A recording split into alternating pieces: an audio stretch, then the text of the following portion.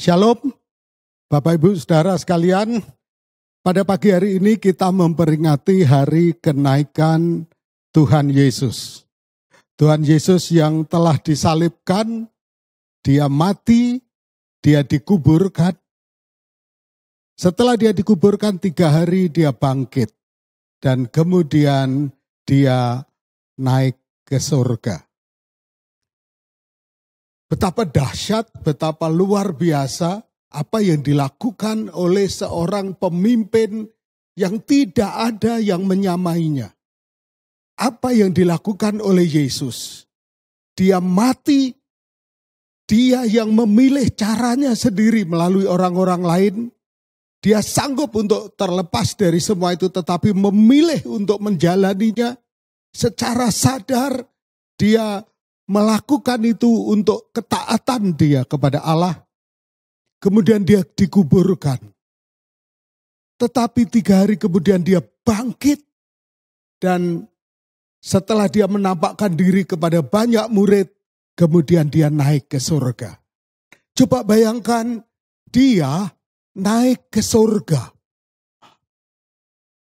Setelah dia bersama-sama dengan muridnya, selesai dia berbicara dengan murid-muridnya, tiba-tiba kemudian dia naik ke atas. Terangkat, disaksikan oleh banyak saksi. Yang saksi-saksi itu kemudian menulis surat sebagai bentuk kesaksian mereka bahwa mereka menyaksikan satu peristiwa yang sangat menakjubkan, yaitu seorang pemimpin yang telah mati, kemudian bangkit, dia naik ke surga. Pemimpin mana seperti ini Bapak Ibu Saudara, betul? Dia hanya Yesus Kristus yang sanggup melakukan ini semua. Di dalam keajaibannya, di dalam kedahsyatan dan kebesarannya, dia naik ke surga. Memang ada di perjanjian lama Elia. Elia juga demikian naik kereta yang berapi. Naik. Tetapi Yesus melakukan ini semua. Dia sharing kepada para muridnya. Dia memberitahukan semuanya sebelumnya. Dan dia kemudian apa? Dia kemudian menggenapinya. Yesus naik ke surga. Dalam kemuliaannya dia naik. Disaksikan oleh para murid-muridnya yang kemudian dia perintahkan untuk menjadi saksi tentang apa yang telah ia lakukan.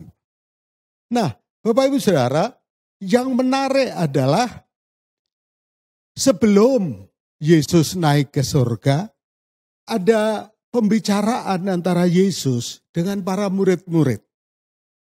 Setelah Yesus memberikan kepada mereka amanat agung, karena kepadaku telah diberikan kuasa di surga dan di bumi. Karena itu pergilah, jadikanlah segala bangsa muridku. Nah, dalam perbincangan ini, tiba-tiba murid-murid mengajukan sebuah permohonan yang kalau kita perhatikan, maka itu bisa mendatangkan keheranan bagi kita. Kisah Rasul 1 ayat 6 dan 7, ayat 6 berkata begini, maka bertanyalah mereka yang berkumpul di situ, berarti kalau mereka itu bukan hanya satu orang murid, tapi mereka para murid-murid, berkata begini, Tuhan, maukah engkau pada masa ini memulihkan kerajaan bagi Israel? Tuhan, maukah engkau pada masa ini memulihkan kerajaan bagi Israel? Nah, murid-murid mengajukan pertanyaan kepada Yesus, maukah engkau pada saat ini engkau memulihkan kerajaan bagi Israel?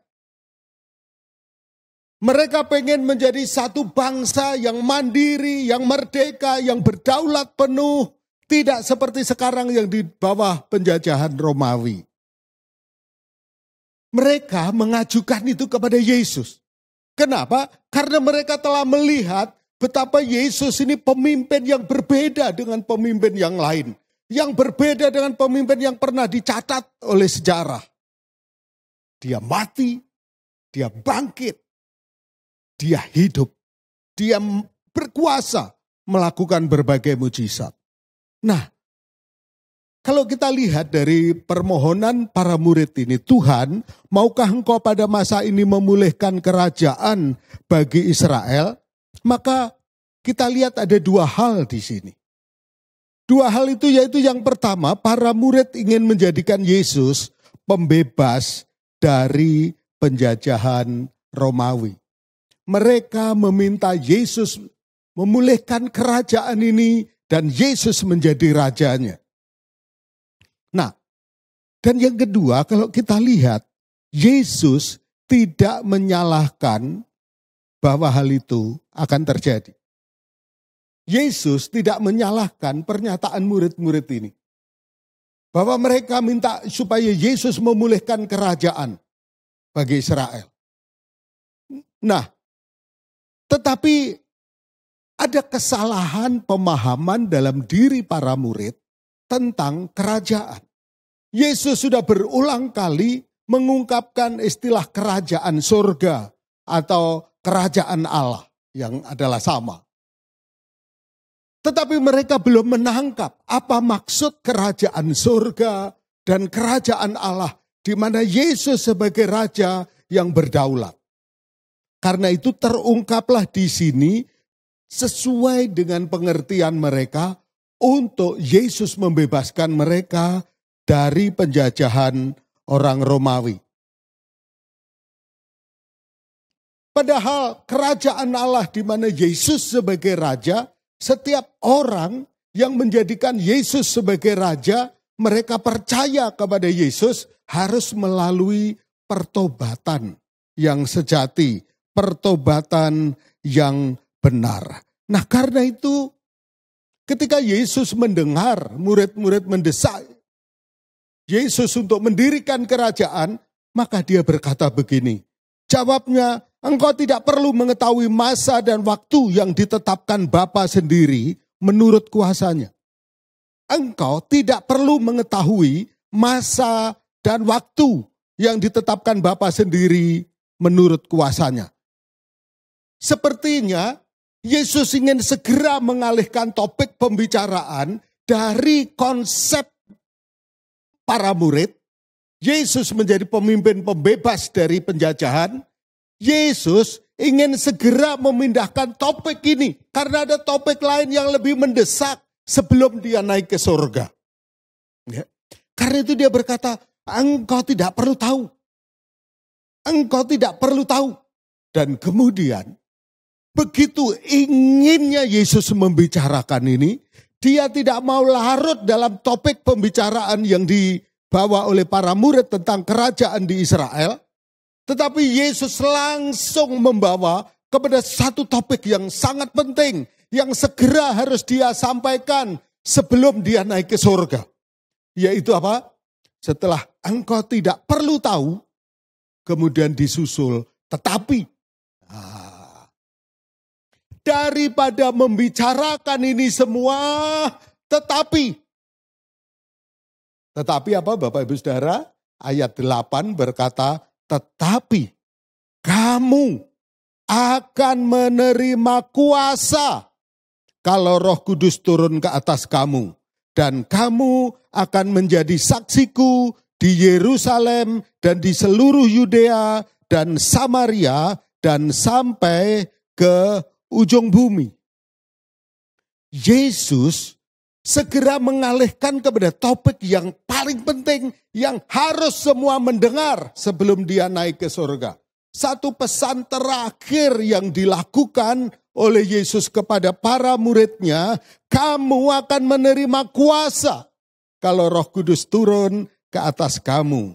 Dan kamu akan menjadi saksiku di Yerusalem dan di seluruh Yudea dan Samaria dan sampai ke ujung bumi. Ada hal yang mendesak dari sekedar membicarakan kapan Yesus memerintah. Tentang kapan, tentang masa dan waktu, oke, itu aku nggak mau ke situ. Tapi ini ada yang lebih mendesak yang ingin aku sampaikan. Ada hal yang lebih urgent, yaitu kamu akan menerima kuasa. Kamu akan menjadi saksiku. Bapak Ibu Saudara, Tuhan memberi kita kuasa dalam Roh Kudus. Supaya kita menjadi alat Tuhan. Dipakai oleh Tuhan. Kata kamu ini yang kemudian dikutip oleh Rasul Petrus, yaitu untuk semua kita. Semua orang percaya akan menerima Roh Kudus. Dijanjikan bahwa pada hari-hari terakhir aku akan mencurahkan Rohku. Berarti semua kita, seluruh jemaat kita semua mendapat janji ini. Supaya apa? Supaya Tuhan bisa memakai kita semua dengan kuasa Roh Kudus untuk menjadi saksi. Nah, ini ajaib, ini dahsyat, ini luar biasa. Kita masuk ke dalam dimensi baru, yaitu bergerak dalam kuasa Roh Kudus. Kamu akan menjadi saksiku. Nah, bersaksi ini, Bapak Ibu Saudara, ini adalah perkara rohani dengan kuasa Roh Kudus. Bukan dengan kekuatan kita, bukan dengan kepandaian kita, bukan dengan kekayaan pengalaman kita, tetapi dengan kuasa Roh Kudus. Berarti apa Bapak Ibu Saudara? Kita tidak perlu berkecil hati. Siapapun kita, karena kita percaya kepada Yesus, maka Yesus mau pakai kita. Amin. Ini anugerah yang sangat besar bagi kita. Kita terlibat dalam pekerjaan Allah yang mulia. Yang kita kerjakan bukan karena kekuatan kita, tetapi karena kekuatan Roh Kudus.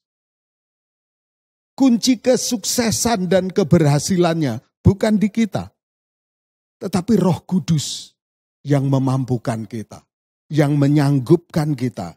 Nah, karena itu kita bisa meresponi ini dengan sangat positif. Roh Kudus memenuhi kita dan memakai kita. Roh Kudus memenuhi kita dan memakai kita menjadi alat keselamatan bagi saudara kita, bagi famili kita, bagi orang-orang dekat kita, bagi sahabat kita, bagi tetangga, teman kita, langganan kita, partner kerja kita, dan sebagainya.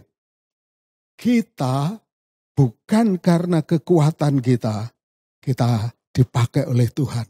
Tuhan memenuhi kita dengan Roh Kudusnya. Nah, kalau kita belajar, kalau kita membuka kitab Lukas pasal 4 ayat yang ke-14.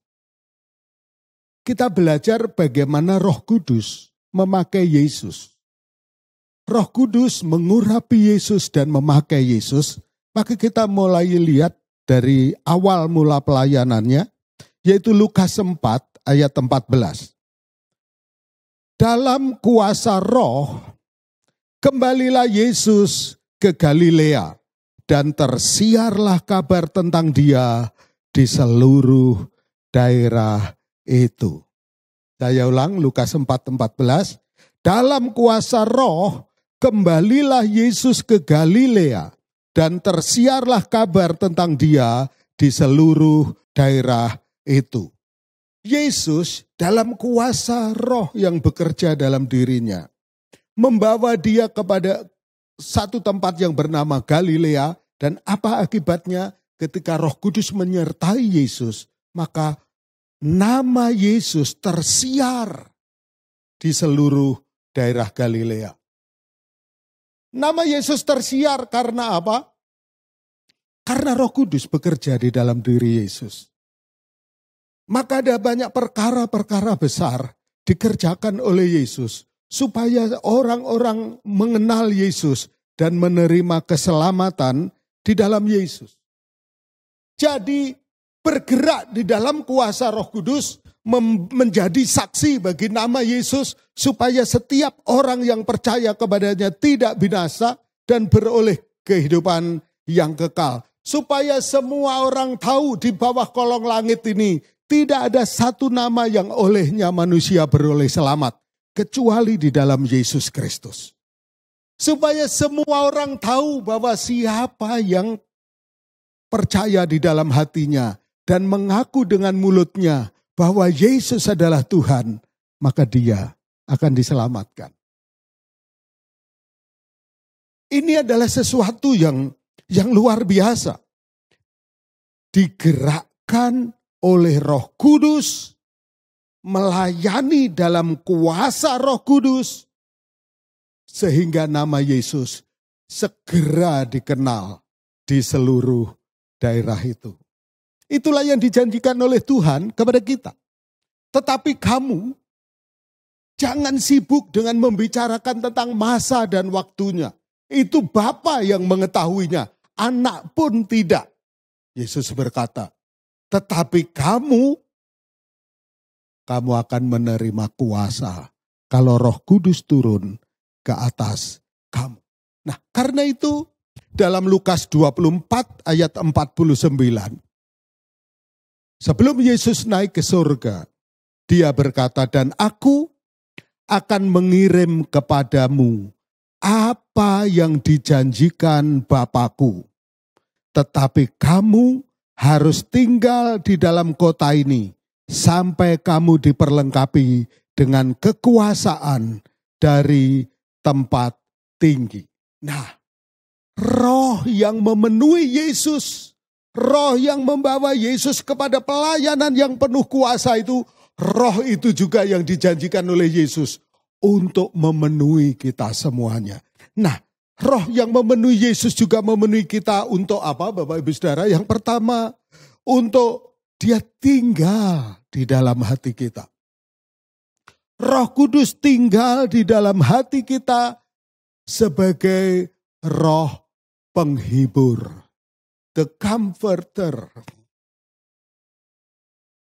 Karena dia tahu dalam dunia yang keras, dalam dunia yang jahat ini, Tuhan Yesus katakan dunia akan membenci kamu.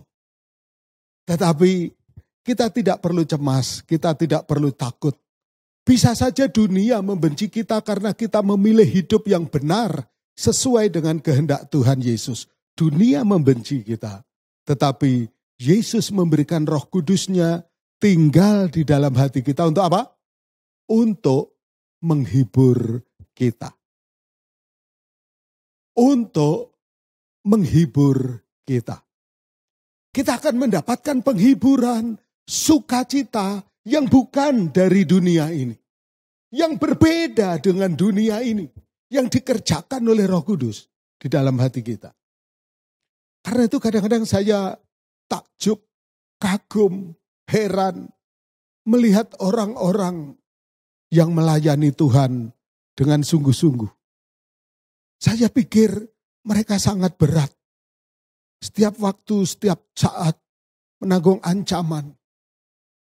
Hidup dalam daerah, suasana yang berbeda dengan daerah asalnya. Pasti berat. Apa yang menjadi rahasia mereka bisa tetap bertahan dalam pelayanan itu? Kalau saya lihat gajinya, oh tentu bukan. Karena gajinya bukan gaji yang luar biasa. Mungkin karena fasilitasnya, saya lihat bukan.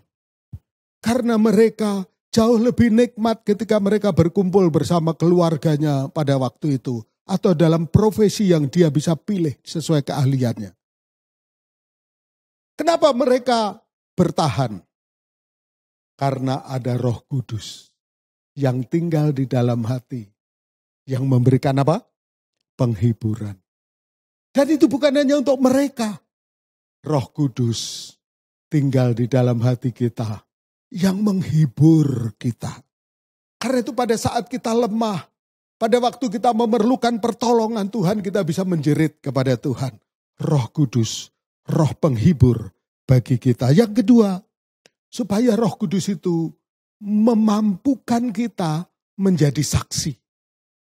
Menjadi saksi yang penuh kuasa. melakukan mujizat, melakukan segala kuasa supaya apa? Orang percaya Yesus. Karena kita tahu tidak ada satupun bisa berseru kepada Yesus bahwa Yesus adalah Tuhan kalau bukan Roh Kudus. Kalau bukan karena Roh Kudus. Jadi Roh Kudus tinggal di dalam diri kita supaya Dia memampukan kita bersaksi dengan penuh kuasa. Bukan lagi karena kepandaian kita, tetapi karena kuat kuasa Roh Kudus. Dan yang ketiga, untuk melakukan mujizat yang meneguhkan kebenaran yang kita sampaikan. Ketika mereka melihat mujizat yang mencolok, mereka percaya Yesus. Mereka menyerahkan hidupnya, meninggalkan hidup yang lama untuk hidup yang baru di dalam Kristus. Bapak Ibu Saudara, Roh Kudus tinggal di dalam hati kita. Roh itu memberi penghiburan, Roh itu memberi kemampuan kita untuk menjadi saksi. Roh itu yang mengerjakan mujizat-mujizat melalui kita semuanya. Yesus yang melayani dengan penuh kuasa karena Roh Kudus yang menyertai Dia, Roh itu juga yang akan menyertai kita. Yesus melayani. Dan dalam pelayanannya, Kisah Para Rasul mencatat dalam Kisah Rasul 10 ayat 38, yaitu tentang Yesus dari Nazaret. Bagaimana Allah mengurapi Dia dengan Roh Kudus dan dengan kuat kuasa. Dia yang berjalan berkeliling sambil berbuat baik dan menyembuhkan semua orang yang dikuasai iblis. Sebab Allah menyertai Dia. Coba Bapak Ibu lihat. Dia yang berjalan berkeliling sambil berbuat baik dan menyembuhkan semua orang yang dikuasai iblis. Nah, kalau kita lihat di sini, Yesus melakukan perpaduan dua hal, yaitu perbuatan baik dan mujizat. Perbuatan baik Ia lakukan, tapi mujizat juga Dia lakukan.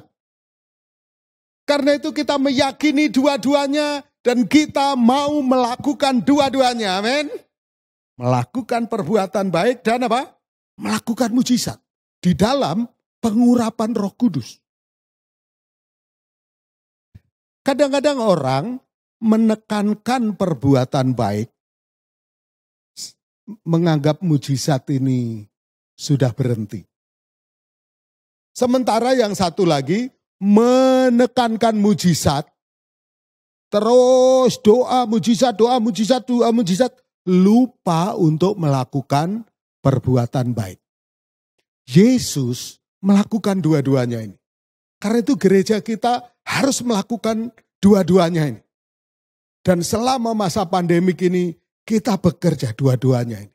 Ya, kita menggalang dana, kita mengumpulkan sembako untuk kita salurkan kepada orang-orang yang membutuhkan, baik anggota gereja kita maupun masyarakat di sekitar gereja maupun yang lain. Kenapa? Karena kita yakin dua-duanya ini harus kita lakukan.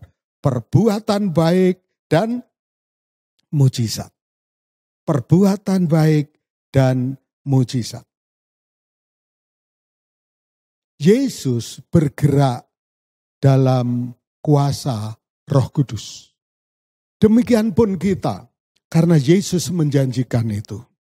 Nah, saya teruskan ayat yang tadi yaitu Lukas pasal 4. Tapi kita akan melihat Lukas pasal 4 ayat 18 dan 19. Lukas pasal 4 ayat 18 dan 19. Roh Tuhan ada padaku, oleh sebab Ia telah mengurapi aku untuk menyampaikan kabar baik kepada orang-orang miskin. Dan Ia telah mengutus aku untuk memberitakan pembebasan kepada orang-orang tawanan dan penglihatan bagi orang-orang buta dan membebaskan orang-orang yang tertindas untuk memberitakan tahun rahmat Tuhan telah datang. Jadi Yesus bergerak dalam kuasa Roh Kudus dan demikian juga kita mengikuti apa yang dilakukan oleh Yesus. Kita bergerak dalam pengurapan Roh Kudus untuk apa? Untuk melayani orang-orang yang demikian. Orang-orang yang miskin, tertawan, buta, tertindas.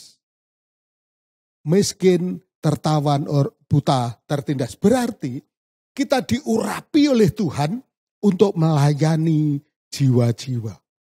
Kita diurapi bukan untuk bermegah sebagai orang yang punya karunia hebat. Kita diurapi bukan untuk pamer, untuk apa begitu, tetapi untuk apa? Untuk melayani jiwa-jiwa. Pengurapan kita tidak dibatasi oleh tembok gereja. Pengurapan kita tidak dibatasi oleh tembok kantor kita. Pengurapan kita tidak dibatasi oleh televisi, oleh apapun pelayanan kita. Tapi pengurapan kita justru membawa kita kepada jiwa-jiwa yang miskin, tertawan, buta, dan tertindas. Yaitu orang-orang yang punya banyak masalah. Orang-orang yang punya kesulitan.